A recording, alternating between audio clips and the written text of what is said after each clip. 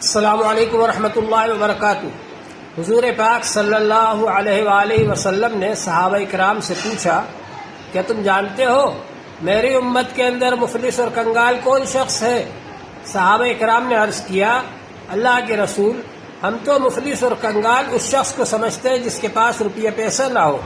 حضور پاک صلی اللہ علیہ وآلہ وسلم نے فرمایا، میری امت کا مفلس اور کنگال وہ شخص ہوگا جو نیکیوں کے ڈھیر لے کر کے آئے گا، لیکن جب وہ اللہ تعالیٰ کے دربار میں پہنچے گا تو وہاں پر حق لینے والوں کی لائن لگ جائے گی۔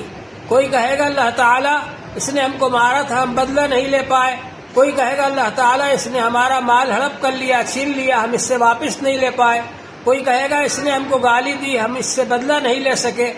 اللہ جل شانہ کے دربار میں ہر شخص کو بدلہ دلوایا جائے گا اور اس کی نیکیاں جتنا جس کا حق ہوگا اس کو دے دی جائیں گی، حتیٰ کہ اس کی نیکیاں ختم ہو جائیں گی اور حق لینے والوں کی لائن ختم نہیں ہوگی۔